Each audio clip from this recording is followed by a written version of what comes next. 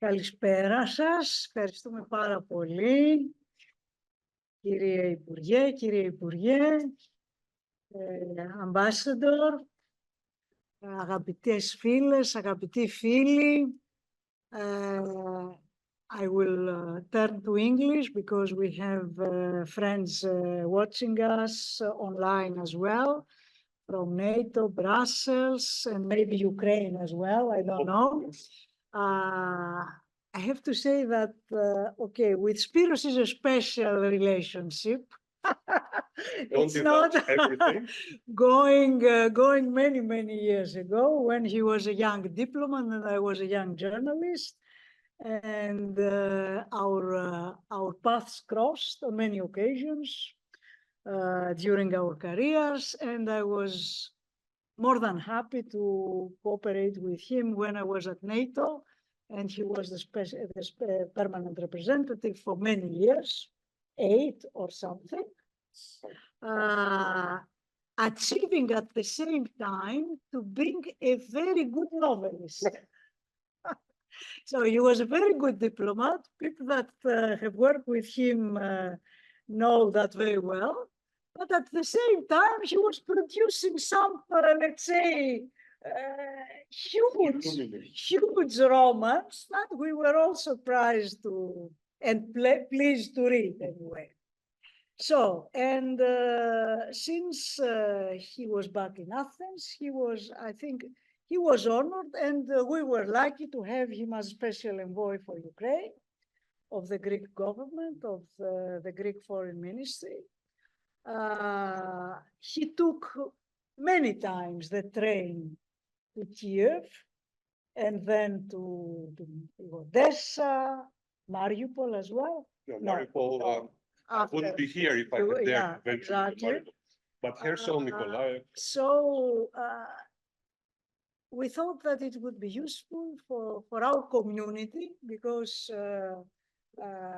our friends coming here at this, I think we form a community of people that are discussing foreign affairs, defense, security, and we are very glad to have you very often with us. It is a very good opportunity starting the new academic year to discuss this crisis that should not be forgotten. Because since some time now, we are all absorbed by the crisis in the Middle East, and correctly so, because we are a Mediterranean country, we have interest in the region, we have strategic partnership with Israel, with Egypt. So whatever happens there affects us, but on the other hand, I think whatever happens in Ukraine affects us as well. So let's start from this point, dear Ambassador. How Ukraine affects our security.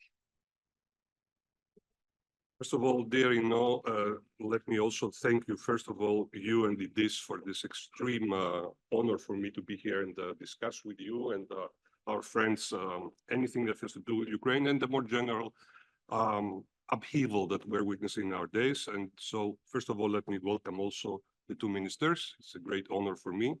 I have served while they were both giving me directions at one point from the Ministry of Defense, NATO, and also dear Ambassador, very nice to have you here. Some colleagues I see also, despite the fact that they're colleagues, they're also friends, which is quite awkward for our Ministry of Foreign Affairs. But in general, dear friends, ladies and gentlemen, let's go directly to the point. And as Ino pointed out, it's a period of time we are used to say over the last at least 2 decades, or should I say after the collapse of the Berlin Wall, that nothing is anymore as it used to be, everything is unstable, nobody can foresee the future. If that was right and correct as a statement 20 years ago, you can imagine how we stand today in front of 2 major crises, as Ino put it rightly so. Ukraine might be a little bit further out than Israel and Palestine, but very little. If you fly from here to Chisinau, for instance, which is the usual route that I take now to get into Ukraine, it's an hour and a half. Israel is practically the same time. And from Chisinau, it's another 3 hours, so you're already in Ukraine. So in vol d'oiseau, in the direct, let's say, line, we are very few thousands of kilometers away from where the bombs actually fall. And the repercussions of those bombs are not limited to Ukraine, as you can very well imagine, in the same way that the repercussions, what is going on today, and unfortunately tomorrow might be much worse, in the Middle East, would certainly not stay in the Middle East. But we're not here to discuss that issue. Perhaps another evening, given the fact that I have served twice also in Israel, and I'm very keenly interested in what's going on in that area right now, we could touch that subject as well. Now, coming back to Ukraine, how does it affect us? In the invitation that you were so kind as to send out, you said that we were going to discuss, and I'm eager to do so, the crisis in Ukraine in connection to three pillars or three directives that immediately concern us because we're part of all three of them. One is bilaterally, directly Greece. How is it affected? Secondly, through the NATO institutions. And thirdly, through the EU. And there's a lot to discuss on all three cases. First of all, let me just give you the outlook of how I look at things, and through me also perhaps, not entirely, because I will also be expressing my own personal opinions and experiences from the many times I've been in Ukraine. How do I see the whole picture at this point? You know the expression, it's half full or half empty. I just see the glass half, neither full or empty. It can get full, meaning that there can be an optimistic outlook of where things are going. Much easier, it can get emptier, so things could get worse. And let me now elaborate in all three of these fields, in all these three institutions or points of interest, Greece, EU, NATO. What are the problems, what are the perspectives, and what are the opportunities? Because, thank God, opportunities also exist. First of all, let's take our direct interest, which is Greece. As you all know, of course, since moment one, literally since moment one, because that same night of the invasion, I was lucky enough to have good sources in NATO, and I warned on time the Prime Minister, of course, literally risking my head if I was proven wrong, that by break of dawn, there would be the invasion. He was in Bucharest at that day. He said, "Are you sure?" I said, "I'm damn sure," because I had crossed my information through different sources.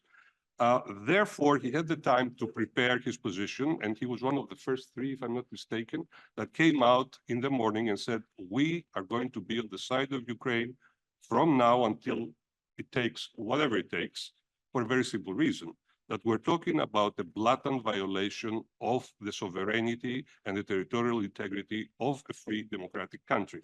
So for us, Greeks, having the president of Cyprus, and being a very loyal member of the United Nations, respecting the rule of international law at all instances, we're one of the exemplary states in the United Nations, where whatever we do is always by the book of international law, written, customary, and of course the law of the sea.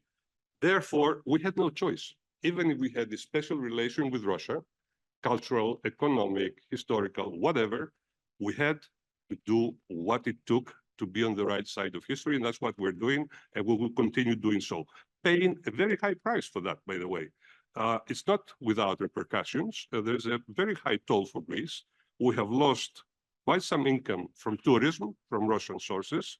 We have lost our commerce with the Russians. Most of the contracts we had for shipping, transporting of all kinds of liquids or gases, are cancelled because of the sanctions. And in general, we are losing from this situation a lot.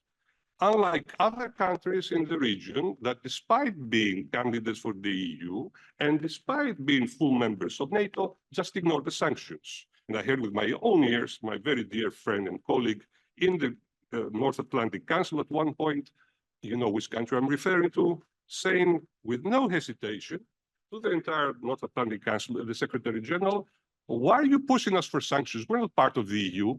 Well, neither is Iceland or other countries of NATO that fully comply with the sanctions. So there are some countries that are more equal than others, as one great novelist would have said, a real novelist, not like me.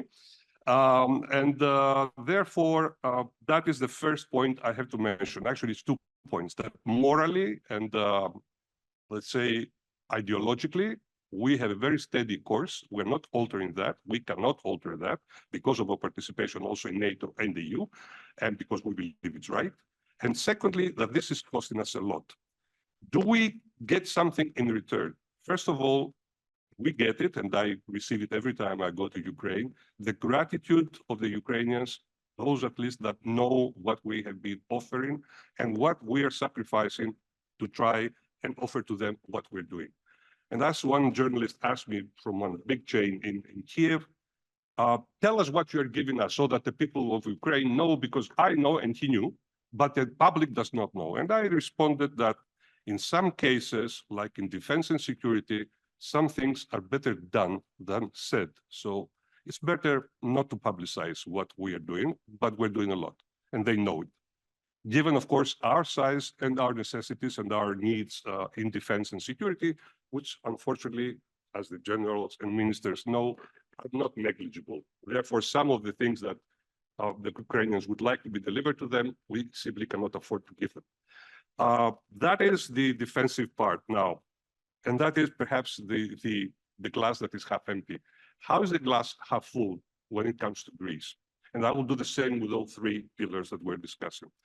It's half full for the fact that, first of all, the Greek public has stood, in general terms speaking. This is a democratic country. Of course, there are divergent opinions. Of course, there is an opposite view on this.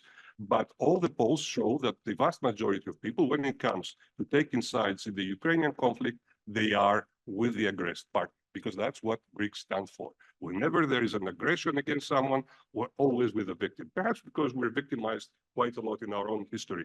Now, apart from the military, strategic, and defensive part, what else is there for Greece? And that is mainly what I'm trying to do this time of my service in my position.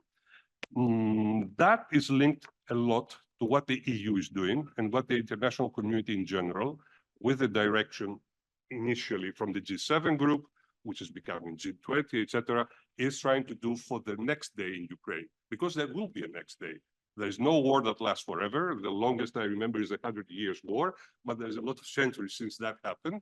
And in today's world, all wars, somewhere they end.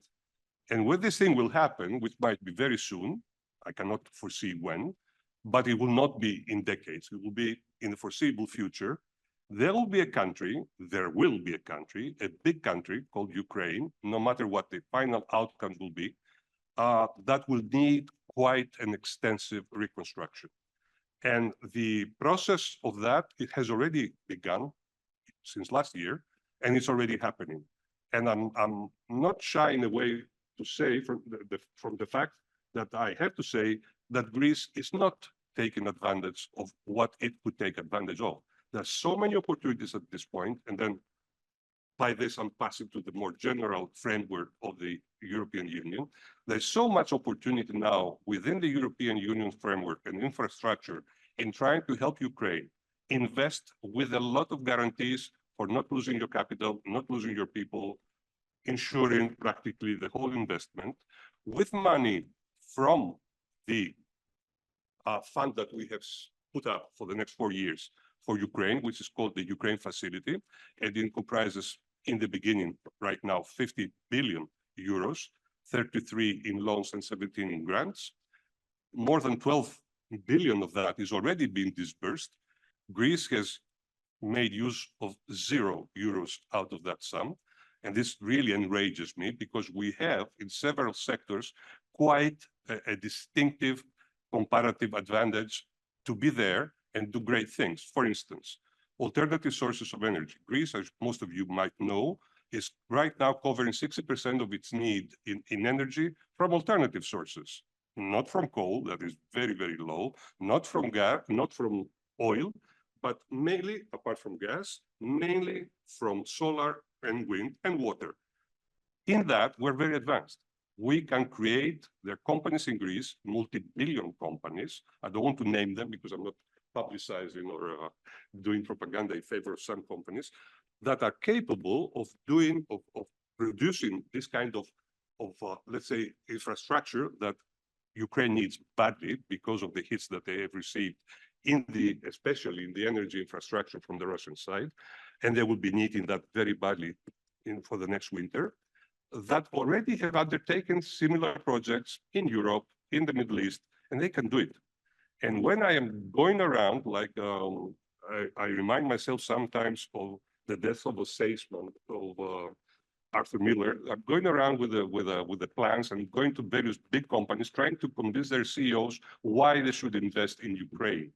The Ukrainians are very grateful what I'm doing for them. Say, why are you doing this? And because I know, first of all, that it suits you, and secondly, because Greek companies, therefore Greek economy, Greek society, are going to earn quite some income out of this. And the companies simply are very hesitant. I understand the hesitation from the fact that these are war zones and there's no security, there's no guarantee. All that is changing. First of all, because nobody is asking a company to go and make a plant of, let's say, 350 megawatts of solar energy tomorrow. But if you don't start making your plans, finding your counterpart, seeing the procedure, how it's going to be done, project your blueprints in a very realistic way so that by next year you can start, then when you will decide to go, somebody else will be there and will be taking the opportunity. Now, about financing, it's not only this 50 billion that I mentioned, so you have to understand what kind of sizes we're talking about. The next plan for the next 4 years is now contemplating the sum, the ambassador knows very well, of 200 billion. At the same time, NATO has also pledged in the beginning of last year, then they lowered their ambition because practically the countries that are going to contribute in NATO are more or less the same countries that are contributing in the EU. So you cannot expect the same country to pay in two sources. Another 100 billion. It lowered down to 40 now, and we're starting dispersing that according to the scale of contribution in the NATO framework. What I want to say by this is that there is a positive side out of all this. Unfortunately, wars cause damages, great damages, apart from the irreplaceable loss of life, of course, and of the health of all those young people that remain crippled. But there is a land, there are cities, there is infrastructure that needs to be redone. And Greece cannot be, should not be absent from this procedure.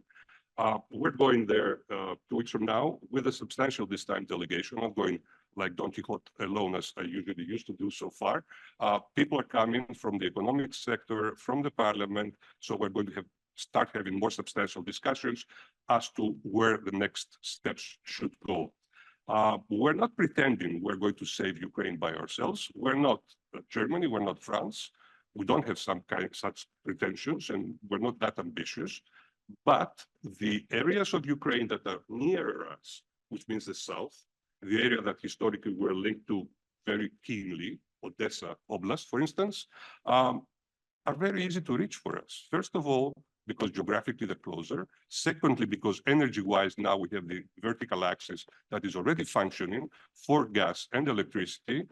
Greece, under DEPA and other companies, have acquired quite a substantial percentage of the distribution and provision of energy to Romania, and all of the provision of energy to Moldova, at least to the state-owned company. So we are there already. It's just next door. And we're already having more than 350 big companies, Greek companies, functioning in Romania. You can understand what that means. You have the hub, you have the people, you have the knowledge, the technology, we can be there. And it's not only in energy, it's also construction, it's also know-how for the European integration of Ukraine, where we do have consulting companies of great fame, because we've done that before with other candidate countries in the Balkans and the region, Albania, Kosovo, North Macedonia, Bulgaria, and Romania that are already in the European Union, have used in the past consulting firms from Greece. They're eager of going and doing the same job. And this is much more easy to do because you don't need installation. You need few crazy guys knowing software by heart with a computer, and you have your program. So, and there is much, much more, of course. In medical services, private, public, I would think private, because in order to have public health services exported to Romania, first of all, we get the system straight here in Greece. And you know what I mean. But private big companies of Greece dealing with either rehabilitation or other medical services, they can very easily infiltrate the imminent opening of the Ukrainian market. And there is, of course, transport, there's the exchange of military technology, perhaps they are the ones that can help us promote our own military industry. And there I will not go any further in the presence of the two experts of the issue and the woes of the Greek military industry over the last decades. But Ukraine could be a golden opportunity for us to co-produce things, learn from their experience in the recent fighting in modern ways of warfare, be it drones, be it C4I, intelligence communications, etc., etc.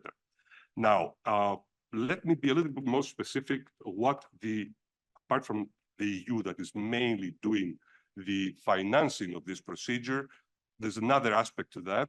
The financing this time is not going to be done in the usual way that Europe used to finance countries in distress, which is not always successful for various reasons. The main reason is that we're not talking about a third world country. We're talking about a very developed country with a lot of infrastructure, knowledge, people that have expertise, but they lack the system. They came out some decades ago, as all the Eastern European states, from a system that was based on state-owned companies. Let's not hide our words. It was full of corruption. There was no transparency. All that is changing. It has to change drastically. The money from the European Union, which is the European taxpayers, is not going to go just like that in Ukraine. I have been in contact with the people of the Commission on the spot in Ukraine. They've got the best ever watchdog to be over that. Mrs. Matarnova, who's the general director in the DG NIR, which is dealing with Ukraine before, now is the ambassador of the EU in Kiev. And she told me in the exact words, if they think we're going to give them presents, they are wrong. They have to change first. And they're doing an excellent job. So the economy of Ukraine is changing. The structure of the system is changing. There's a lot more of transparency now. People have to give report of what they're doing to someone else who is also being controlled then by the European Union, and the European money is not going to be wasted. So in order for that to be successful, we also need the security part. And now we come to the third pillar, and I will stop after that so that we have much more information in the terms of a dialogue, which is much more preferable than a monologue that might miss several things, which might not be answered by what I'm saying. So I want your feedback on this. But on NATO, there is a misunderstanding, and the Russians make sure that that misunderstanding is being reproduced as much as possible in the social media, and there are specific sites that come up saying, whatever you can imagine, that NATO is involved in this war. It's absolutely wrong. NATO is doing nothing in this war. As NATO, countries of NATO, of course, are heavily involved in this war, obviously, because that is where the main security, military, and know-how aid is coming to Ukraine from countries that belong to NATO. What NATO has been doing, however, is to improve, multiply, and deepen its institutional relations with Ukraine. Yes, we did have a cooperation with Ukraine before, with the NATO-Ukrainian Council. So did we with Georgia. But that thing is to the detriment and to the regret of my friend here, who's very keen on Georgia. I'm also very keen on Georgia. But Georgia is a democracy. It's a republic. Political tendencies have gone another way. So that relation is, let's say, a little bit retrogressive now. It's going backwards. On the contrary, what Ukraine needs from NATO now is NATO institutionally to be much closer to Ukraine, try to pass the experience, the way of acting, the way of thinking, the way of provisioning of material and all that. And it has already taken a very concrete form after the recent summit in Washington. There was a lot of discussion before how NATO could be more visible, more practically and realistically helpful for Ukraine without being exposed in a direct open war with Russia. We don't want that. It's not happening. It's not going to happen. Hopefully, thank God, because you can never say what's going to happen in the future, especially in international politics and geostrategics. But the decisions taken in Washington that are being implemented now, apart from the 100 billion that I mentioned before, is first of all, which is rather simple, still, sometimes I think I'm back in NATO being a permanent representative. NATO has created a cell in Kiev itself, a very important one, with a very high official being appointed as the special representative of NATO in Ukraine. Therefore, they can feel on the ground what the needs are, transmit it to NATO, and then see what we can do with the other two new instruments I'm going to mention right now. Probably you might have heard of what is happening the last 2 years. There was a process called the Ramstein process, because it was initiated in the base of Ramstein in Germany, where donors from various countries, military donors, were pledging what they could offer to Ukraine in terms of materiel. That is being now much more institutionalized. It's got a very strange name called NSATU, which is Training and Assistance NATO Structure for Ukraine, something like that. It's going to be, it's already functioning. It's going to be based in Wiesbaden in Germany. And there, the main flows of material for Ukraine will be coming in a much more structured way, and not in a haphazard way as it was happening so far, plus some kinds of training. There's another center in Bydgoszcz, Poland. It used to be there anyway. It was mainly a cyber and hybrid warfare center. That is also being proliferated after Washington. And it will be also, again, a very important training center for Ukrainians to be much more apt in ways of countering cyber.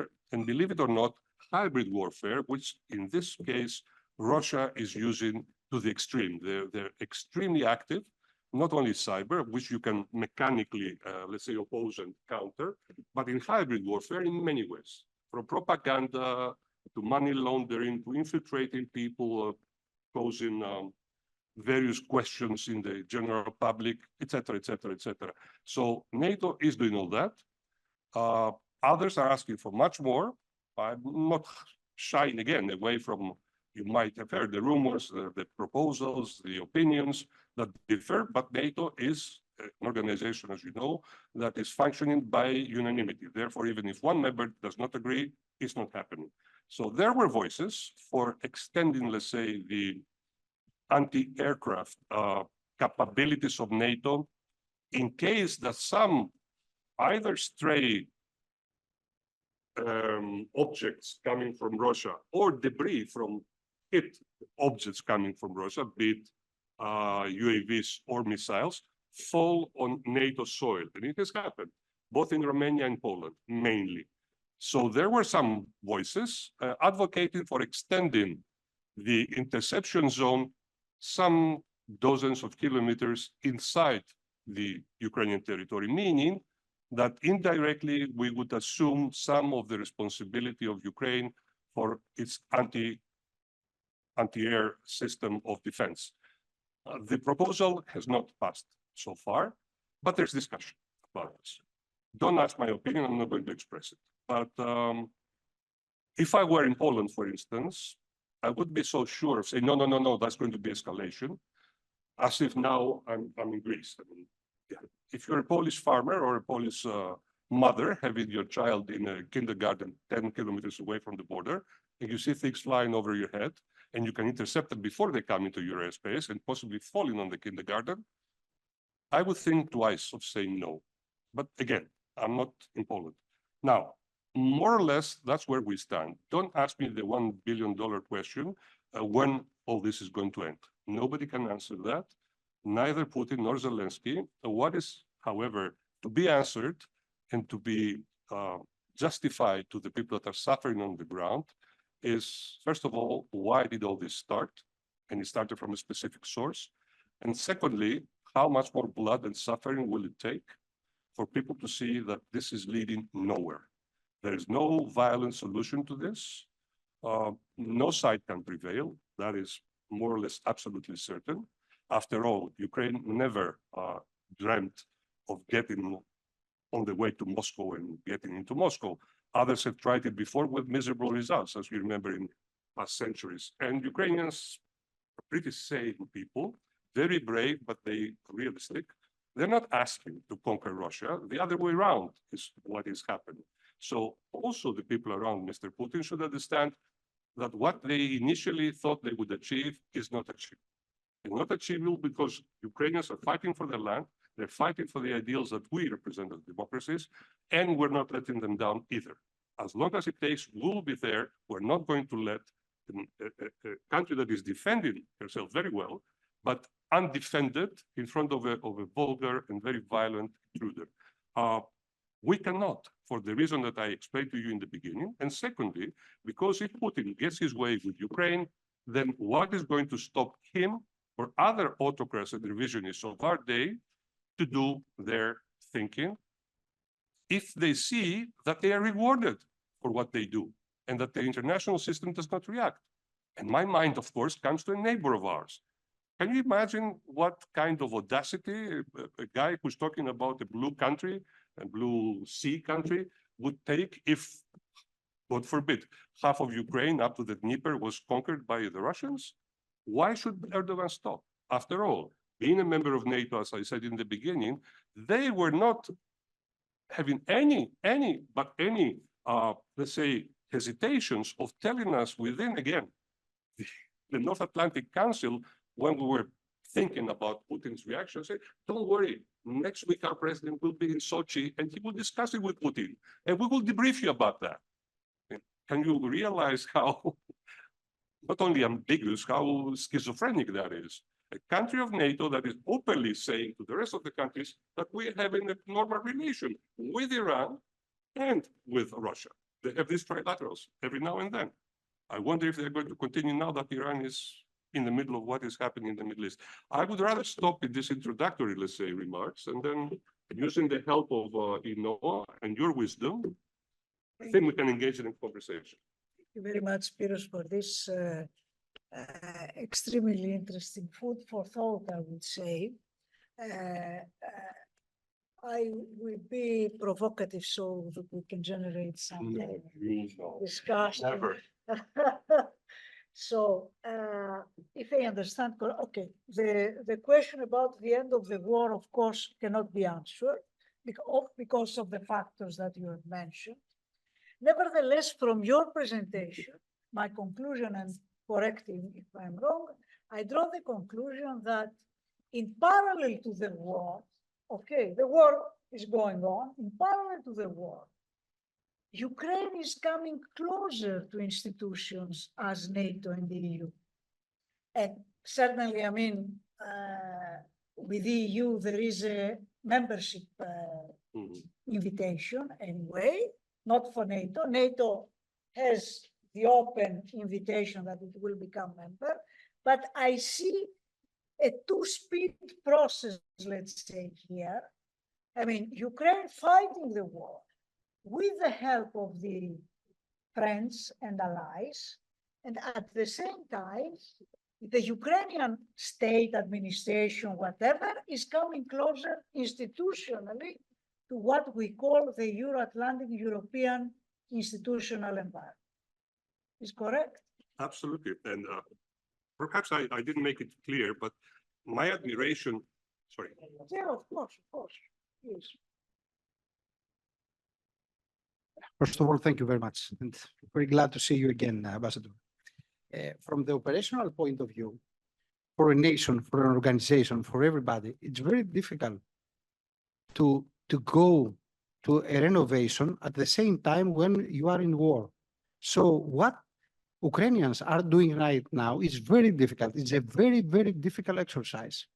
They have to deal with the war, and at the same time, they try to change the whole DNA in order to be compliant with NATO and EU. That is my point. Thank you. You just took, General, the answer out of my mouth. No, I have it first. As I was saying, the more I am visiting Ukraine and the more I deal with Ukrainians and the situation, the more I admire them, because not only they're doing exactly what you're saying and what implied, but they're doing it in a very successful way. Actually, the last time, not the time before that, I was talking to the people in the Ministry of Economy. They said, okay, enough with the DG NEAR of the Commission. They have put us for the next 6 months, 65 goals, targets to comply with. So it's a lot. Even a country in full peace and in full, let's say, serenity, like Albania or North Macedonia, are not being asked to comply with so many targets. And Ukraine does it because they know that they have something to fulfill for their own survival. And they're doing an excellent job. Mainly, I'm impressed from the new generation of Ukrainians because, okay, the older people, like me, for instance, it's difficult for them to get out of the state-owned economy, society, institutions. They think state. You talk to them about the investments and tell you, yes, but everything has to pass through the central bank of Ukraine. You're trying to convince them that, no, this is not what's happening in the EU. You have to allow the capital to come in. They can get their gains. They can be able to re-export them with no litigations, with a judicial system that will be objective and not, again, in the framework of other procedures that I mentioned before were very usually very common in the Ukrainian society. So yes, General, and they are approaching to the institutions. As you said, there's a two-speed approach, meaning that technically and in terms of professionalism, they're approaching very fast to NATO, to the standards of NATO. So I've talked to instructors, Greeks and others, and they're impressed of how quickly and how eagerly they absorb the technology that we're offering them. Because don't forget that they started the war with more or less 85% of an arsenal that was coming out of the Warsaw Pact countries. And now they're passing practically to the level, where we have the advanced systems that count at this point, that almost 70% of that armament is coming from the West. And that happened in 2 or 3 years, which is amazing. I mean, in general, you know how long it takes for people to train. They have trained for F-16s in 6 months, and they're capable of flying them. So yes, they're doing an excellent job. As far as the European Union is concerned, I've never seen so many papers coming out of one country as it's coming out of Ukraine. The response to the Ukraine facility that I mentioned you before, which is the institutional framework of how the investments and the financing of Ukraine is going to be done, which was about, if I'm not mistaken, about 55 pages, the Ukraine facility, something like that. They came out, they were asked from the European Union to come out with a Ukraine plan. You tell us with this money what exactly your priorities are, what methods you are going to involve, and what are your expectations. They came up in 2 years with a plan of 447 pages. I haven't managed to go through all of it, but the parts that I want and I'm interested in getting the Greeks to be interested, which is energy, transportation, commerce, and all that, they're excellently drafted. They know what they're asking for. They know how to proceed, how to achieve it. And I'm very optimistic about them. So in that case, I see more than a half full glass, much more than that. Απλώς θα πρέπει να έρθετε για το μικρόφωνο, εκτός αν We have the έχουμε microphones? το φορητό μικρόφωνο. Ναι. Ελάτε εδώ αν θέλετε και απλώς να μας δώσετε την ταυτότητά σας. Αν θέλετε. Εντάξει, μπορείτε και να το μεταφράσω. Την ταυτότητά σας δεν θα μας τη δώσετε την ίδια ταυτότητα. Ευχαριστώ. Καλησπέρα. My name is Vasiliki Papakostopoulou from the Greek Ministry of Culture. And may I ask for a clarification on the data provided by the special envoy of Greece in Ukraine? Do you have an estimation out of the 50 billion euros that Ukraine facility provides for, plus the 200 billion euros you said for the next 4 years, what amount is available for culture, heritage, restoration, museums, and technical works? And if there is a roadmap for rehabilitation in the field of culture for Ukraine, what are the expectations of Ukraine itself? And if there is a roadmap for Greece as well in this domain? Mm-hmm. Thank Excellent you. question, very pertinent. I did leave it out by mistake. I didn't want to go into it because it's your ministry now that has the ball in its court, because we have a very specific proposal from the Ministry of Foreign Affairs, which we communicated to the mayor of Odessa. So your minister pledged today, as we speak, so it's coming out of the oven, very fresh news, that they're going to accept the new statute of the Museum of Filiki Eteria that we have proposed. And what we have officially proposed to the mayor of Odessa is that we want to buy the building where the Φιλική Εταιρεία started its activities, and the Greek Revolution started its history. So we need that. So there's a great affinity now between us and the municipality of Odessa for this first step. We're not going to stop at that. The Italians are already very active in the same region. They are paying at this point for the restoration of the main cathedral, which I forget the name. I think it's St. Michael and something, that by mistake, supposedly, was hit by the Russians and very greatly damaged. This is where the Prime Minister of Greece and Zelensky had their public remarks when the Prime Minister visited Odessa last February. So yes, we are eager in doing cultural work with them. They do have, but it's not exactly like that. It's not what percentage of that is being allocated to culture and to any other field. The project will be coming out of Ukrainian priorities. They're the ones to judge what things they want to do, what part of it is economy, what part is defense, what part is culture. They will present the specific programs. They are going to be judged by the European Union. They're going to be financed. And then there will be tenders, open tenders, for those countries and those companies that want to come in and say, fine, you need the restoration of that cathedral, you need, let's say, the museum renewal. We are eager to use the funds of the European Union, according to the Ukraine plan, come in and help you. There's a lot of that, but there's no fixed percentage that 25 or 50%, whatever. So everything is fluid at this point. That's why I insist to the Greek companies that they have to become more active and try to see the opportunities, including your ministry. And please tell your minister my regards, and that speed up, please.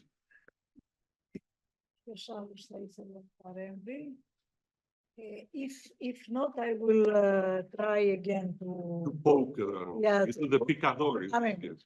we cannot answer the question when the war ends. That's reality. But there is a process, by the way, which I forgot to mention, a peace Exactly. project. I mentioned the process, but if we were in, let's say, in a brainstorming mode, okay, this is an open meeting, but let's say that we were in a brainstorming at the policy planning of the ministry or an ex-ministry of foreign affairs, defense, etc. What would be the possible outcomes that you would see? Because you are very good, I mean, in suggesting solutions. I mean, during your Doomsday scenarios. yeah. So, if we had to put on the table 1, 2, 3, how would you summarize the scenario? Well, instead of doing that, which is a little bit, let's say, haphazard and not based on facts, let's see where we stand now, if there is any kind of glimpse of hope or any process of negotiation or peacemaking. Indeed, there is. Since last year, there's a proposal from the Ukrainian side, and actually from the president himself, called the Zelensky Peace Plan. It's got 10 points. Most of them are non-controversial, but still, being non-controversial, they're being confronted with a total negative reaction from the Russian side. I will explain how this thing is going. The 10 points start from, let's say, food security to nuclear security to human rights, respect of human rights according to all the legislation and the decisions of the United Nations and international law. And then it goes into other areas like judicial system, accountability, who is responsible, will they be judged, who is going to pay for the reparations of the damages and all that. Obviously, it's been drafted by the Ukrainian side. Obviously, it needs a reaction from the other side, but this is how negotiation begins. So the Ukrainians have come up with a plan. Probably it's not to the 100% acceptable to the Russians, but certainly parts of it should be acceptable. Who would deny the freedom of navigation through the Black Sea and the possibility of international commercial fleets to get the grains from Ukraine and Russia and feed the rest of the world? As you all know, Ukraine and Russia as well is one of the main, let's say, fields of grain production in the world. In the beginning of the war, there was very, very high fear that parts of the third world would starve if things were totally stopped. Thank God there was a grain deal in the beginning. with the mediation of Turkey, several hundreds of ships were allowed to go in, take the grains for both countries, export it mainly to the greater south, as we call it, and because the rest of the world can't afford the prices of Canada, for instance, and we can pay for it. But Egypt, for instance, the Egyptians 2 years ago, they were telling me, desperate in NATO, that we have grain and flour until next summer. And then we will not be able to cope with the prices that they were going up. With the grain deal, the thing went to a more, let's say, easy situation. Then the grain deal was stopped because Russia backed off. And what is happening now is that Ukraine itself, by, as I said before, its very brave stance, together with a great cooperation from Romania, which is the next littoral state that can have the ports where the grains can be stored and then exported. They use some corridors in the territorial waters of Romania, Ukraine, Romania, Bulgaria, Turkey, and then they're out in the Aegean and to the rest of the world. So the grain export has not stopped, but the danger is there. So one of the points of the peace plan of Zelensky deals with that. The world should not suffer the repercussions of a war with food as a weapon, not weaponizing food. Secondly, there, as you know, a lot of installations, nuclear installations, the most dangerous of which is Zaporizhia, which has been taken by the Russians at this point, and there are bombs and there are mortars and there's fighting around the actual nuclear reactors. And can you imagine if, God forbid, something happens there, Chernobyl will be a joke because these things are bigger than Chernobyl, they're more south than Chernobyl, and they're just next door. Closer to everyone. Even the Russians are really afraid of, by mistake, hitting something like that. So nuclear security as well. So many of the 10 points should be accepted by Russians. There's also a process discussing these points in various international conferences. There have been 4 so far. The last one, if I'm not mistaken, 4 or 5. The last one was in Burgestock, in Lucerne, in Switzerland, in the summer. Of course, the Russians did not come. The Chinese did not come. Many of the countries of the global south came with a very negative attitude, unfortunately. We're trying to convince them that this is mainly about their well-being, because they're going to suffer out of a food shortage, etc., etc. But again, hybrid warfare. The Russians are really pushing in the global south to pass their position, that this is a bilateral issue, an equally blameful war for both sides, and that the others should stay out of it. And some are convinced, some are bullied into being convinced. I've never seen, for instance, a country, I'm not going to mention which one it is, was 2 of them, signing the final communique of the conference, and then 2 days later, withdrawn their signature. You can imagine that they didn't just think that, well, we made a mistake, let's withdraw it. They were under tremendous pressure. So there is this process of peace conferences, one-sided so far. The next one hopefully will be held somewhere around the end of November, with more points put on the agenda.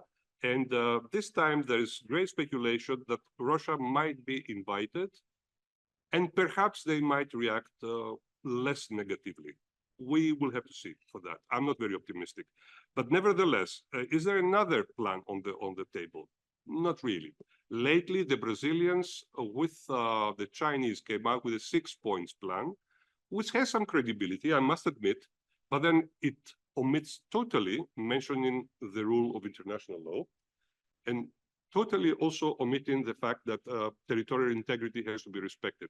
What comes out of it? That, okay, we stop at this point, everyone holds what it has, and then we go to negotiations that are going to be, let's say, degraded into a frozen conflict situation for the next 50 years, which is totally playing in the hands of Russia. So my answer to your initial question, going around it, and not wanting to say what I foresee, is that what we don't want to see happening is the last scenario, meaning that, okay, we stop here where we are, we have gained 20 more or less % of the Ukrainian territory, we stop at what we have, and then we start negotiating. And what do we negotiate after that? The demilitarization of Ukraine, non-participation in NATO, so make a puppet state that will be under the Russian influence for the next generations. That is not a viable solution. The Ukrainians have fought hard to retain their sovereignty, their independence. They have lost a lot of young people. They have lost civilians. They have lost a lot of their affluence. they're not going to yield under this kind of pressure. So I don't know what the outcome would be. I can exclude for sure a total victory of one or the other side. That is for sure. Yes, please. Maybe you come again, because we need the microphone. But you can take the portable microphone. Yeah. Okay. Giannis Triffilis, από το Ναυτικό Επιμελητήριο. The question is a bit theoretical. Some people view the Second World War not so much as of course, the defeat of Nazi Germany, which obviously occurred, but also as the beginning of the Cold War, which it is, but more interestingly, probably the end of the British Empire. The removal of imperial preference within the Commonwealth and the solidification of the US as the undisputed leader of world trade and supranational institutions. Is a bit of that going on today in the war in Ukraine? Is Germany's hegemony of the EU going to go the way of the British hegemony of their own Commonwealth? Because if you imagine a negative outcome, Germany is cut off from cheap energy forever and must increase its military budget, destroying the model, their economic model of development, with the effects we are seeing also in the elections.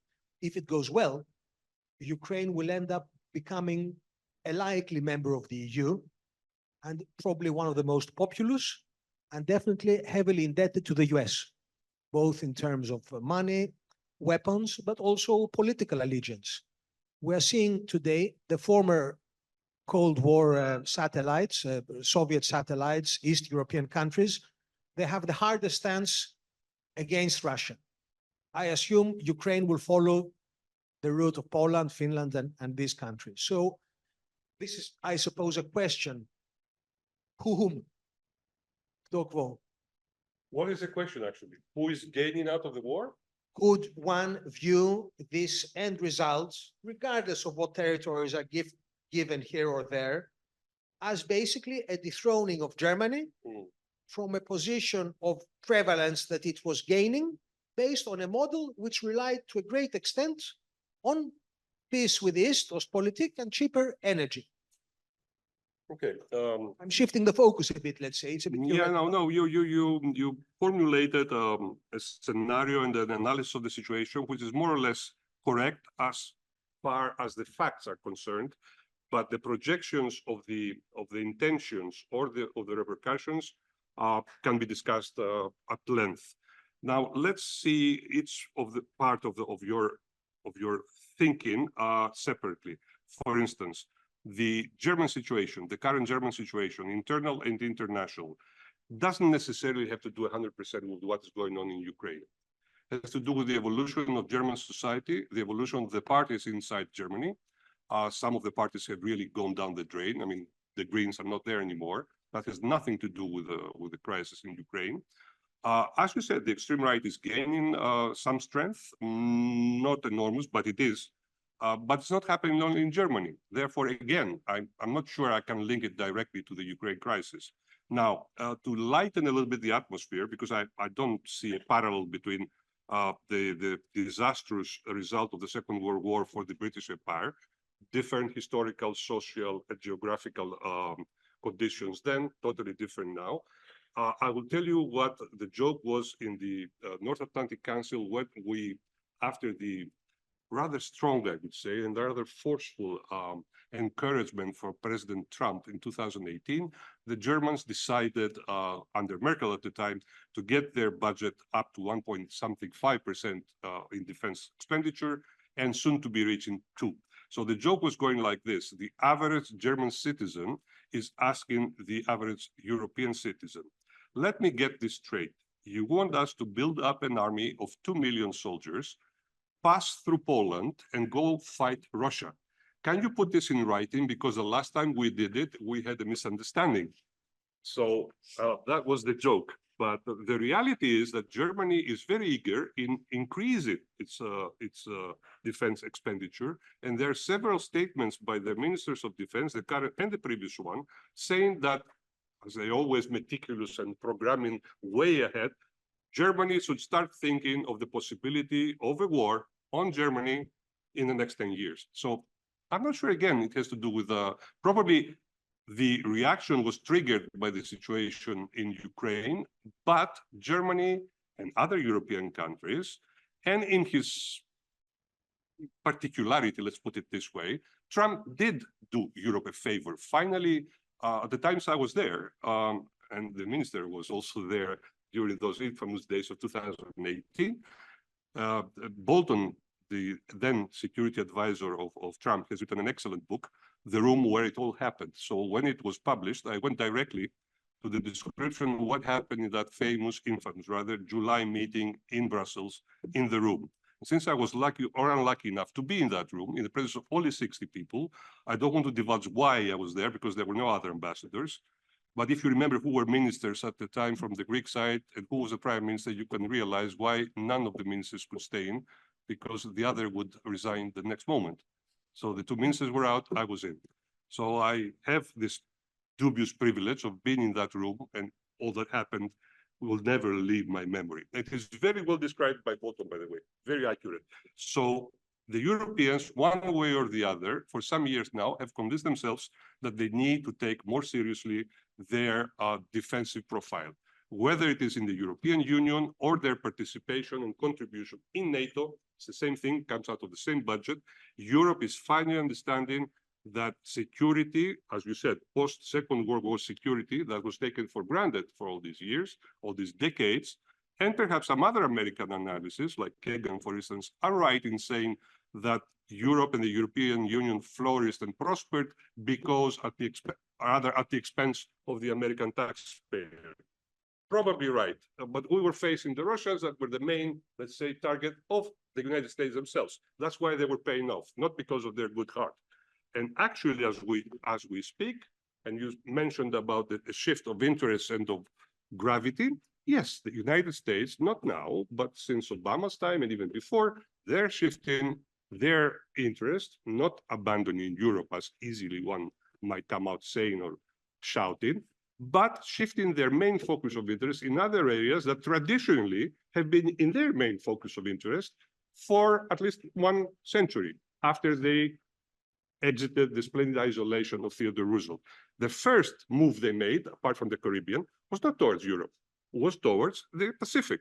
After all, America would perhaps have not entered the Second World War if it were not for the Pacific and the pretext that the Japanese gave them. So, to make a very long story short, I don't really know the exact reasons why Germany and other European countries are changing their attitude towards their defense, but certainly they are. And for me and other analysts of the Euro-Atlantic perspectives, thank God it was about time that we did.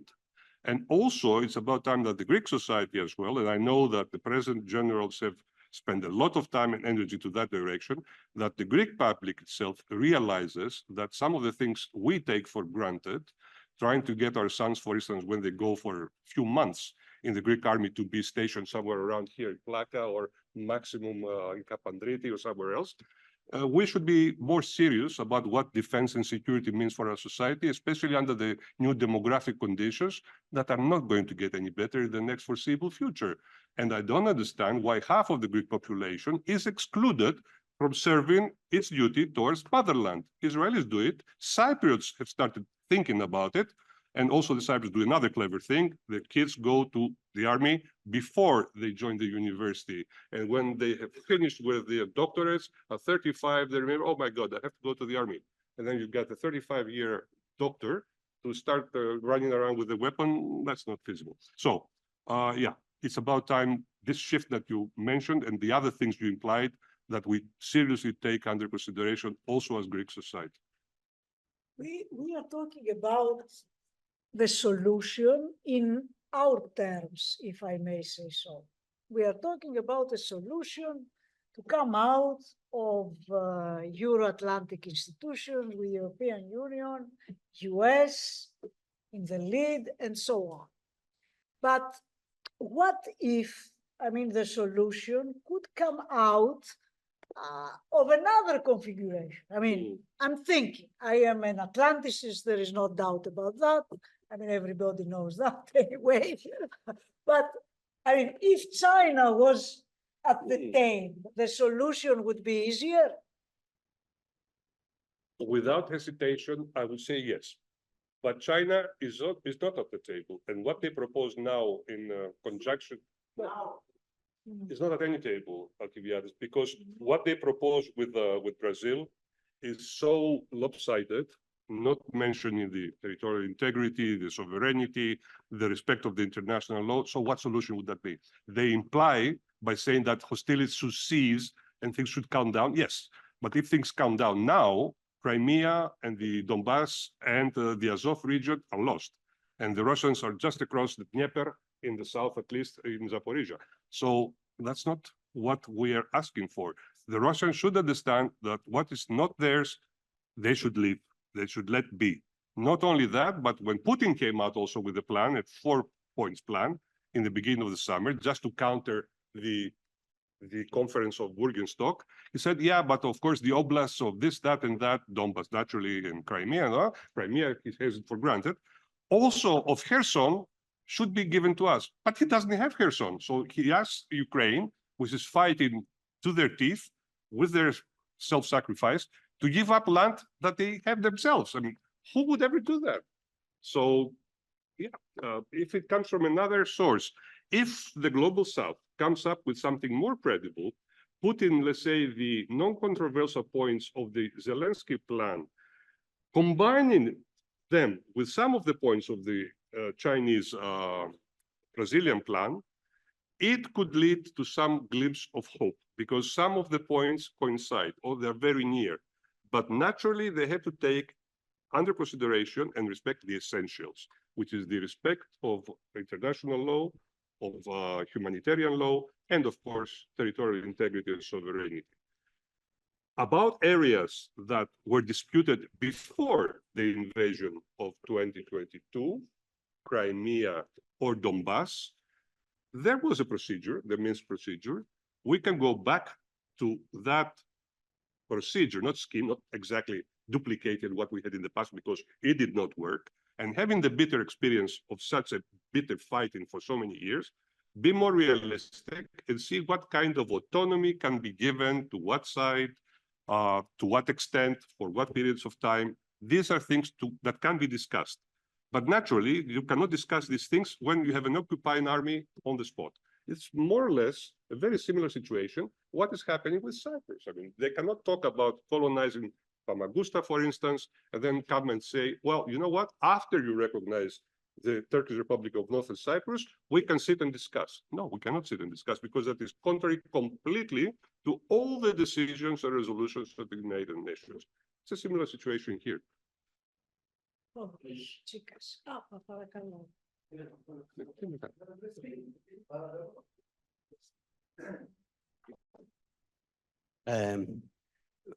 Thank you, Ino.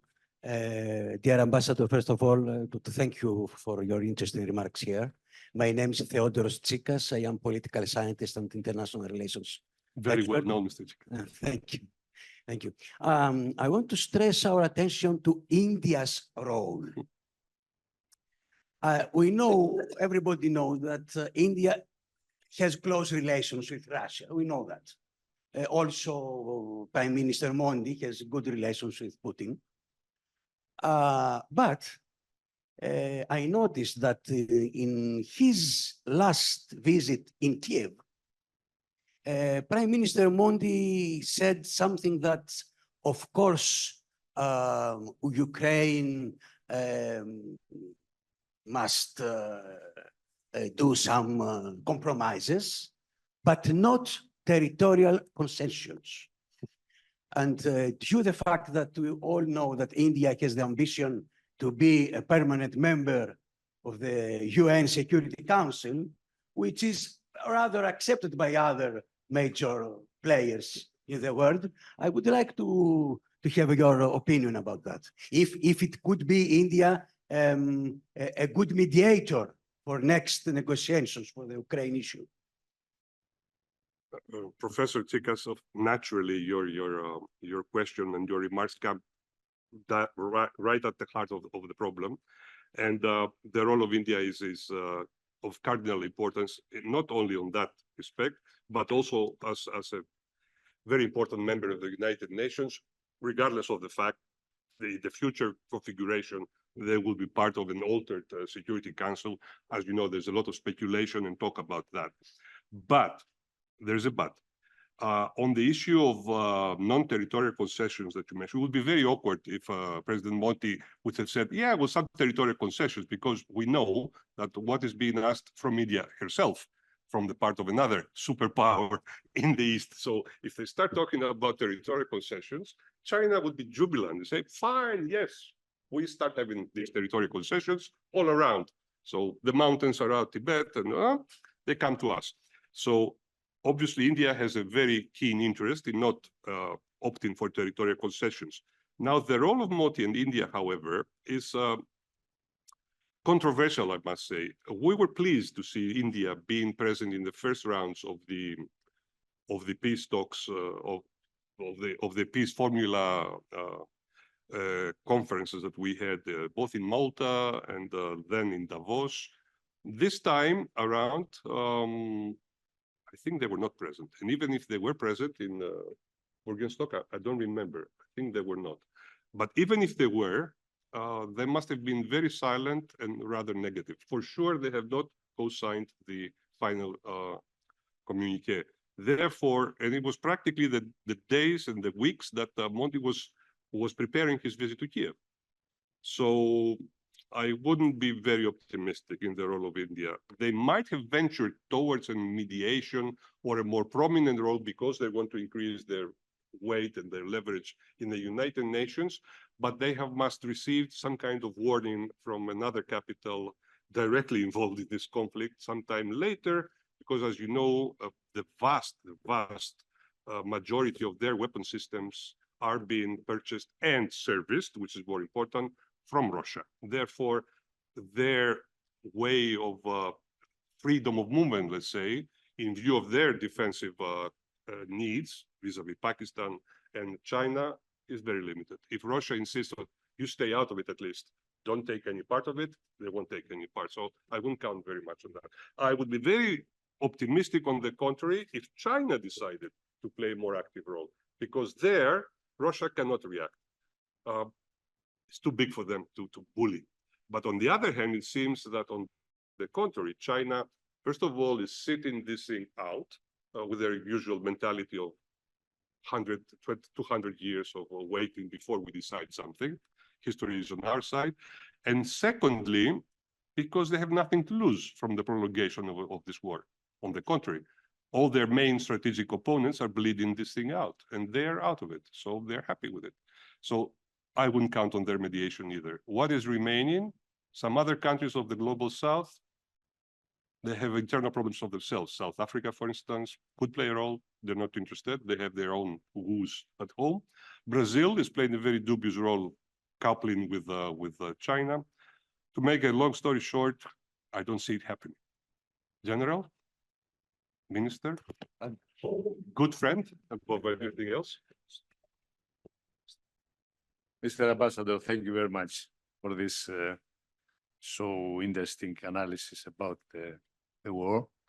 I know that you have played very, very significant role in all this process and all the efforts we have paid on using and manipulate the situation.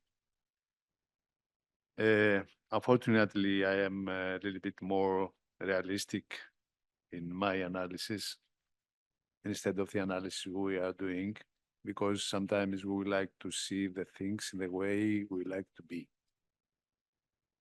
And I can put some questions here.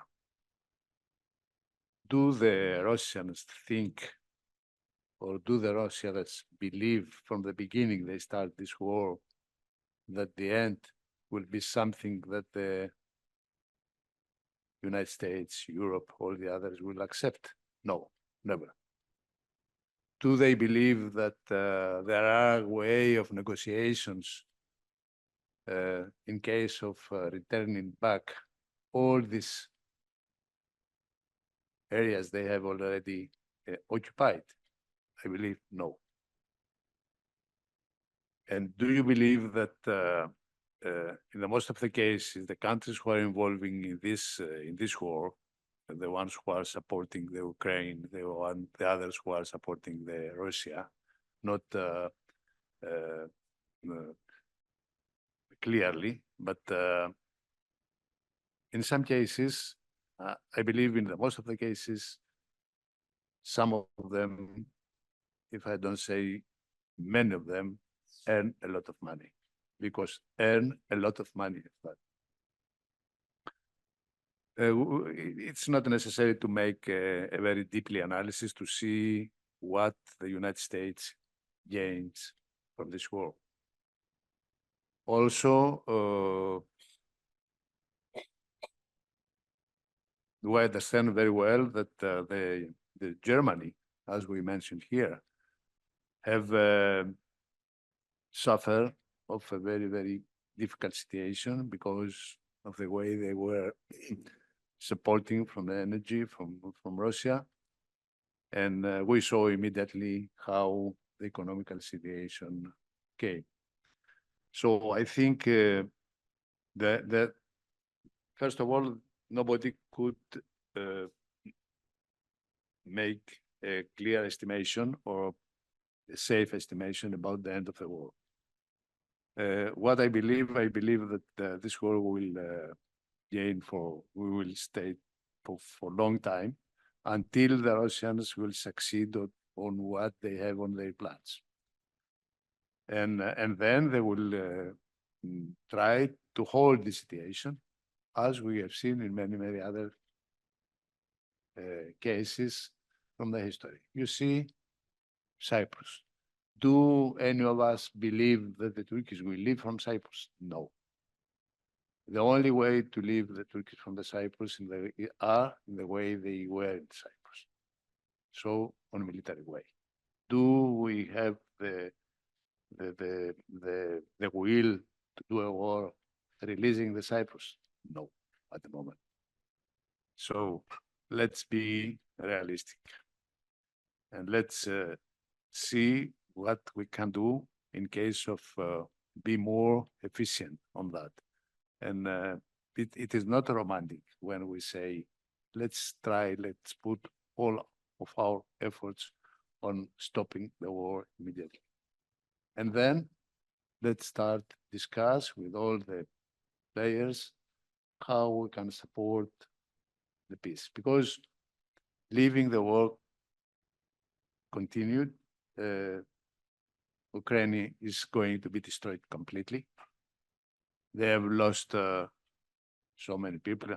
You know, if I have, if my information are right, they have lost until now 100,000 of soldiers, and they have about more than 150,000 of wounded.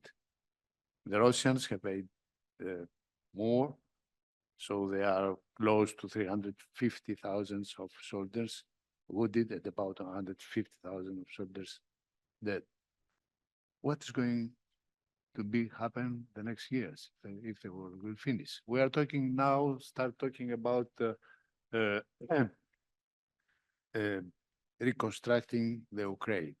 It means in some cases, or it seems in some cases, that we are here waiting to finish the disaster and then coming and try to give an advance or support them. So I think I believe, and I am someone who is saying that from the beginning, that the main effort of all of us is to try stop the war there. It's romantic, but this is the only way. I couldn't agree more with the last wish that you expressed, that we should try and stop the war. The question is how, under what terms, and at whose expenses. Now, you mentioned something else which is extremely important that I missed to mention, and that's why you are a minister and an admiral, because you find out what is missing from the whole picture. Admiral, yeah, General of the Sea, Admiral and Commander. The question of losses, which is tragic. And there, I would slightly disagree with you that Ukraine is going to be totally destroyed, whereas Russia can withstand it. The losses of the Russian army are enormous. I'm not sure about those figures. What I receive from NATO are slightly inferior to that.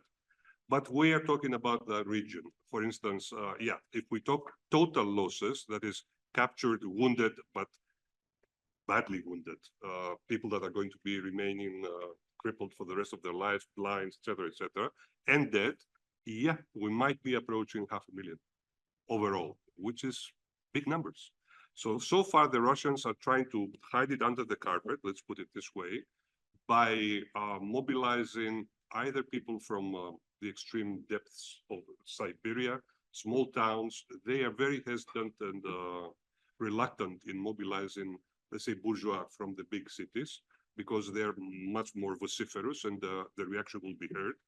Or then, this is not propaganda, they are employing scores of heavily condemned prisoners of penal offenses. That's why we have seen these atrocities in some cases of mass rapes, mass executions, and horrific tortures that unfortunately have been shown to me, and this really makes you revolt as a human being.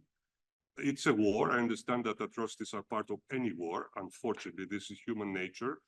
But I think that some say this is deliberately done by the Russians to get, no, they're using people that for them this kind of behavior is not. Because they're people who are murderers, rapists as a profession. That's what they were doing. And all of a sudden they receive more or less 1,000 something more euros, which for Russia and for their areas is a lot of money, to go and just butcher people. So we have to see where we stand morally, but also practically. And I like the fact, Admiral, that you said you're a realist. We should all be realistic in the sense that it's not only Ukraine that's suffering. Russia has much less freedom of expression of what is actually happening in the country.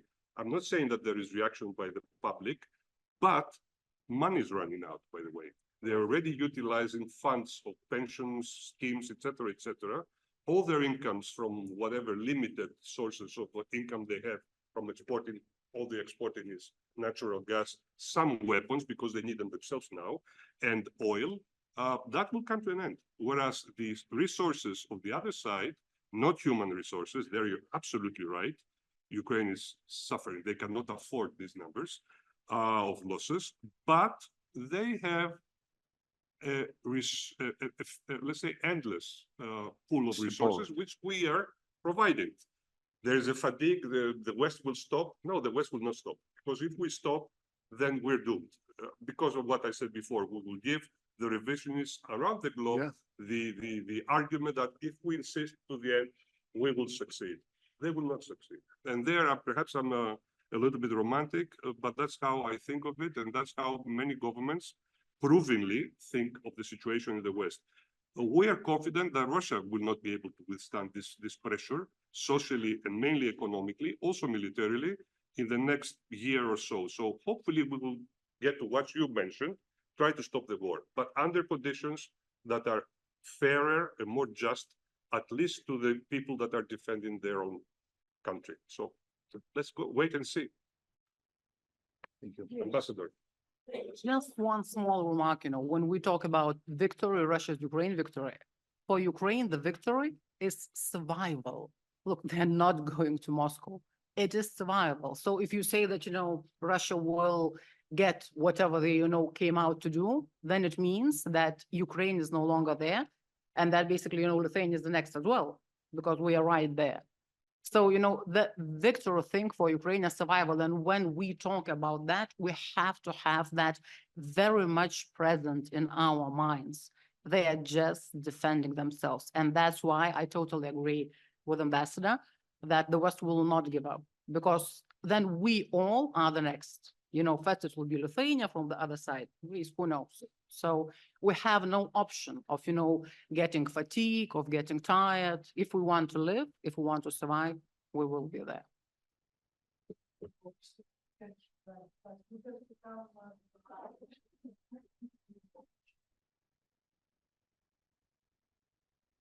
Χρήστος Κουρτέλης, επίκουρος καθηγητής της Ευρωπαϊκής Πολιτικής στο Πάντιο.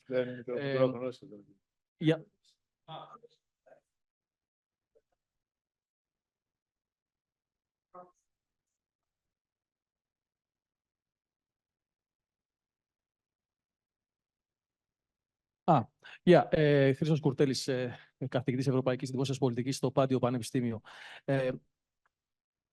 Following up follow-up question from your last sentence, you anticipate in a year or two Russia to come to the negotiation table with different terms. So my question is the following: do you foresee political instability in Russia? Some analysts, especially at the other side of the Atlantic, were claiming that the prolongation of the war could lead to political instability in Russia. Maybe Putin will not lead the country in the next years. The march of Prigozhin and the Wagner group indicated that Putin is not as strong as many people believed, but this didn't succeed. So can you elaborate a bit on this?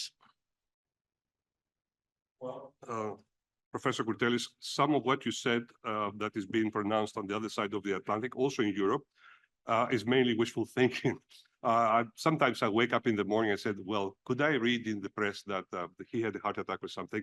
Well, it's not nice to say about any human being, but do you really believe that that would change anything?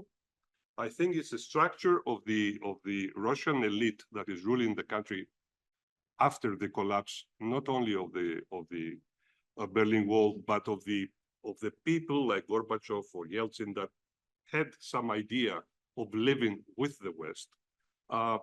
And they have passed to the people of the ex-KGB. Another Putin will come up if it doesn't change. Now, the second part of your question or your thoughts is extremely interesting. Would that cause an internal instability?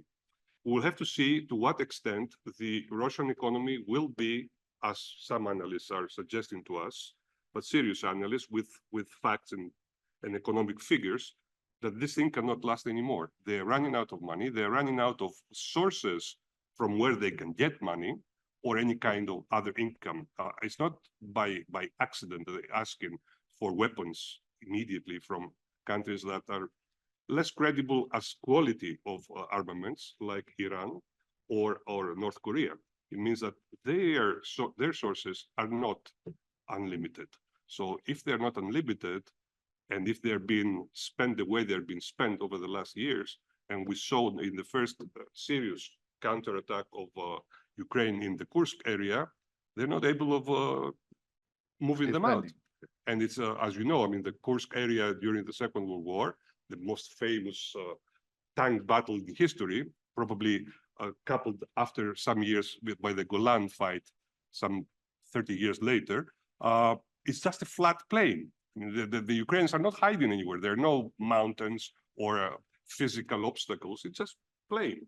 They do not have the forces to kick the Ukrainians out. So as you said, there are certain limitations to what Russians can do. I'm not saying that the Ukrainians are prevailing, and as the ambassador said, jokingly, they're going to get to Moscow. They don't have that intention. They don't have the means. It's unrealistic, and nobody wants that to happen. Even the West does not want that to happen. The issue is, will Russia, under any kind of pressure, objectively from their own limitations or from internal reaction that so far is not visible, to say the truth, will come to its senses and become a country that needs to be part of the European architecture. Greece has never given up the idea that Russia, a proper Russia, should be part of the European architecture. We cannot hide our head in the sand and say, yeah, Europe stops at the Baltic states or at Ukraine. No, Russia is part of Europe. But the first ones who have to believe that and behave accordingly are the Russians themselves. They have kicked themselves out of what we seek as a common, peaceful, prosperous, forward-looking architecture for the entire European continent. There's nothing we can do about that. They decided to do what they failingly again did in previous days in Chechnya or Dagestan, believing that Ukraine would be another Dagestan. And that's about the initial, that the Admiral mentioned, their initial goals. I've seen in the museum that they created with the spoils of the war, the map that one of the colonels that was captured had in his pocket that shows all the main buildings of Kiev with specific hours and time of the date. There it is 22nd, 23rd, 24th of February. By those days, they had thought and counted on capturing the parliament, the residence of the president, naturally the airport, which they failed miserably. Of course, the west bank of the Dnieper, they failed. And as you mentioned, the history with Prigozhin, what was it, 2,000 mercenaries, they almost reached Moscow. So I'm not so confident about the possibilities of the Russian army. They do have some elite units, but it's not a superpower, let's put it this way, militarily. And of course, talking about the nuclear weaponry, that's out of the question. It's non-usable. Papadopoulos, and then the general wants to, the land general wants to take the floor afterwards. Στο μικρόφωνο, κύριε Παπαδόπουλο, αφήστε το. Αν καθίστε, αφού ήρθες εδώ, Κωνσταντίνα.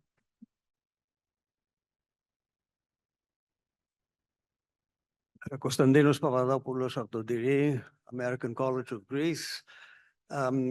My question was just answered by 99%. But if I may abuse this opportunity to ask something a bit more precise regarding the ability of the Russian economy to withstand such a heavy burden on the prospects of the economy in the future. I'm quite disappointed when I read in authoritative magazines like The Economist how well the Russian economy is doing when they're just looking at the GDP. And they're saying, well, this is completely unexpected. This is wonderful. They have great central bankers. They have great finance ministers. How do they do it? Of course, this is a complete misunderstanding of what GDP reflects. And a magazine like The Economist should delve a little more deeply into the notion of GDP. So my question is, in NATO circles, are there models of the Russian economy which predict for how much longer the Russians can go on pursuing this war without causing the collapse of the economy under different assumptions? I mean, because the Western thinkers do like these models and exploring various outcomes based on different assumptions. And if there are such models, do they feed in the information into the other model for how long will we need to keep on supporting the Ukraine effort, military effort? That's my question. Yeah, well, coming from Professor Papadopoulos, I didn't expect anything less. I will start from the end. Yes, as also the ambassador said, the West is willing to go on for as long as it takes because there is no alternative. Now, if there are models in NATO, I have read some, I've seen some, credible, less credible, but there are.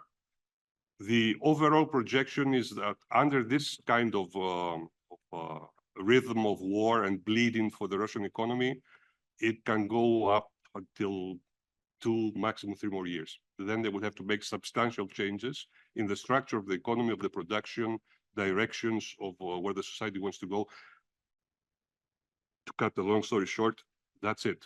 2 or 3 years maximum, then they would not have the means. But having said that, which is a very optimistic scenario, I had read, unfortunately, I'm old enough and having served as long as I have served in NATO, I've seen other projections, how easily and with very specific terms, and also the Admiral remembers those, we would have beaten the Taliban a few years ago. So those were very serious projections as well, with figures, with numbers, with dates, and I will also say the very, very short joke, which is not a joke, it's a tragedy. You can look it up who the general was. I think he was called Smith. He was the general of the generals in Afghanistan, and that was the summer. When did we withdraw? 21, right? 21. So June 21, he comes in the council and he tells us very seriously, and this is not a joke, I mean, it reminded me of that film with Brad Pitt ridiculing a general in Afghanistan, which was a real story also years ago. Said it's going to get worse before it gets better because the Afghan army is now reorganizing itself for the final offensive to kick the Taliban, etc., etc. So come the summer vacation, NATO closes down, as you know. I mean, no war is allowed during the summer because we're on vacation. We come back to the next September. I was the dean, therefore I could say anything I wanted in the room. And having my character, I did say whatever I wanted. So the general, of course, is not there anymore. But Jens dares to do feedback and lessons learned of the whole, let's say, removal of our troops successfully, we know that, from Afghanistan. That was a success. And then I raised my hands. Yes, Spiros, go ahead. I said, Jens, remind me the name of that general that had come back in June to give us the outlook of Afghanistan, because he had mentioned it will get worse before it gets better. Is this the point where we start getting better, or are we going to see even worse things? Spiros, stop joking around with things that are serious. But that's the situation. Coming back to Russia, yeah, I've seen the projections. How sure I can be that they're right? I'm not. So it might be longer. I don't know. If they have other sources now, you have all this new material, these raw materials that come up, and they're very useful for the new economies, for the new constructions, batteries, lithium, etc. Seemingly in Siberia, they are discovering new things like that. So if they use that in commercial terms, they might start getting new income. So as things stand now, the projections of NATO analysts, world famous economists that work for this kind of analysis, gives them a life of 2 to 3 years economically. But I think we are going to close this very interesting discussion with the intervention of Mr. Stefanis. there's another gentleman there. Ah, okay. Teenager. We have to close at a certain moment, though. I'm innocent of the blood out of my hand. She's the one deciding. Yes. Ambassador, the story that you just mentioned bring me closer to my point.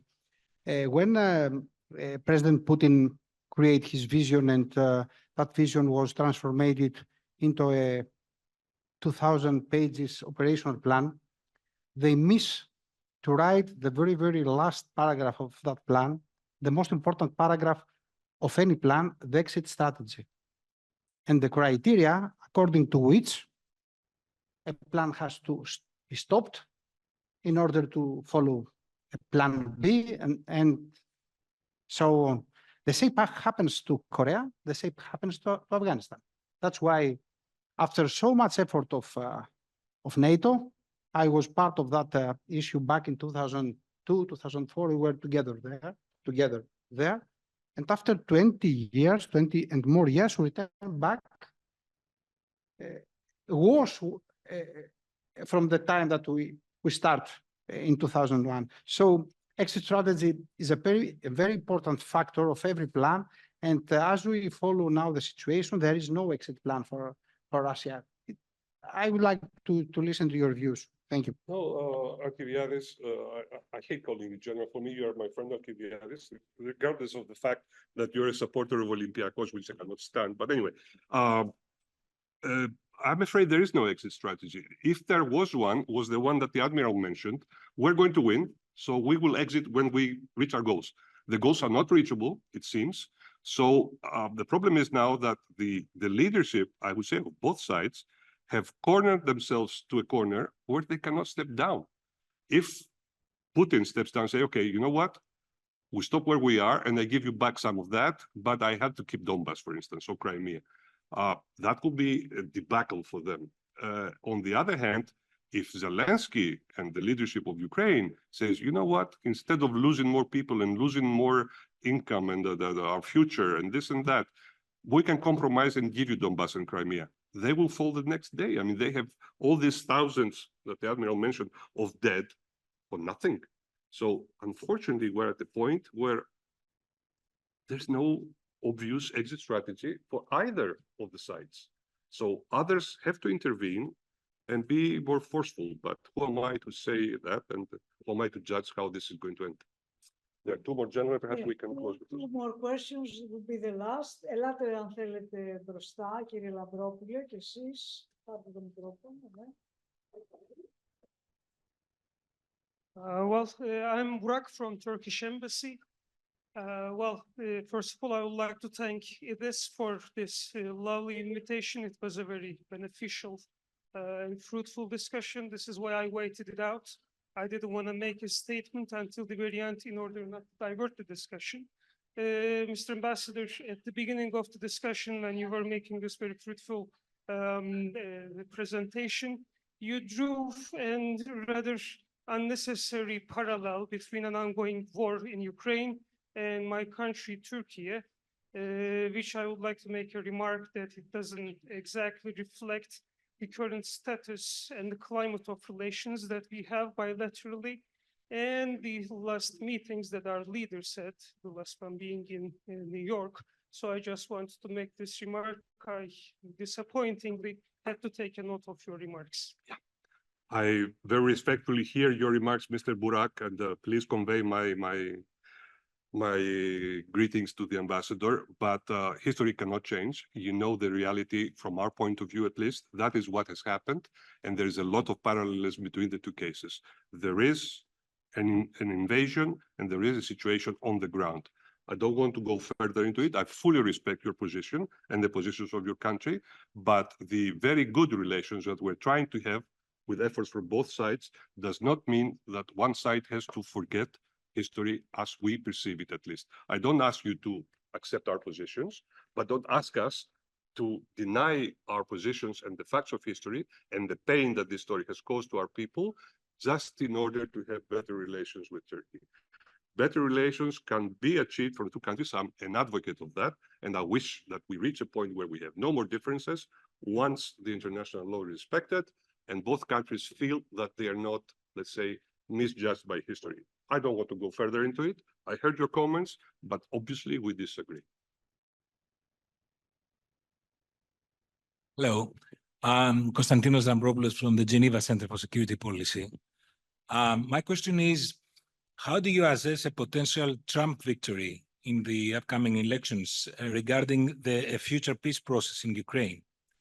And just to make a point regarding an operational point of view, I think that the Russians underestimated the Ukrainian NATO resolve. But since I've been to NATO recently, I think that we shouldn't make the same mistake underestimating the Russian resolve. I mean, you mentioned the missiles that they borrow from North Korea or Iran. They do this because they don't care about precision-guided munitions. They just want to obliterate vast areas. I mean, that's part of the operational aim they have. So they're using this instead of precision-guided munitions like the Iskander missiles, for instance, because their aim is better achieved by this kind of weapons. Cheap weapons without precision just obliterate vast areas and nothing else. I agree regarding 2 or 3 years of remaining potential for Russia, but we have to see what they can achieve in these 3 years. So it's a very long time. That's. Yeah, you mentioned the saturation tactic of throwing too many missiles at the same time, even not precise missiles. That's not exactly so. I mean, it's not happening. They are not saturating areas. They try to direct guided missiles to specific targets. Usually they're not successful. That's why I saw the Hospital of Children in Kiev, and I cannot imagine that they aimed at the Hospital of Children. There were some substation of electricity a few blocks away. They were aiming obviously at those. They never reached those. They reached the children, however, or the cathedral. So yeah, well, they're using all sorts of weapons. They opt for more specific targets because they regardless of the fact that indeed they're not a democracy, they don't care about many things, they're not indifferent about the backlash of the international opinion if they indiscriminately bomb cities. They don't, in general. Yeah, they're using things that they shouldn't be using, also mines and also things like that. But it's not the general rule. Now, on the other issue of the projection of a possible victory of ex-president and candidate President Trump, I wouldn't say that the United States depend their broader strategic aims at the name or the priorities of one single president. Their institutions, their interests, also the admiral mentioned that do direct the general trend of American society, therefore strategy, therefore military machinery to a certain goal. Of course, there will be changes by the administrations. Having seen the last presidency of President Trump in foreign policy for very close range in NATO, I wouldn't be very, I would rather say I would be nervous of what might come out. Why? No, because Trump is more belligerent or bellicose, on the contrary, but because he's unforeseeable. You cannot see clearly what next morning will bring to you. He's very sentimental. He's not usually listening to wise people around him, like Minister Mattis, for instance. So we don't know. On the other hand, with Democrats, we know more or less that this is going to be the path that they're going to follow. Regardless of what I'm saying now, I don't think that the general American policy will change so substantially. After all, he met with Zelensky in Washington just now, and the results of the meeting were not at all disappointed, it seems. No, but he said, I will resolve the issue. Yeah, I will fix it. Actually, some months ago, he said he will fix it in 24 hours. Now, I think he gave it a little bit more time, space. So. Thank you all for your participation. Thank you very much, Spiros, Ambassador. Thank you for this Minister, occasion. Ambassador. And, thanks to the audience for a very nice conversation. I'm really grateful to all the comments, including my friends from the Turkish audience. And I sincerely wish that our relations come to a point where this kind of comments from me or from you do not have to be heard. Inshallah.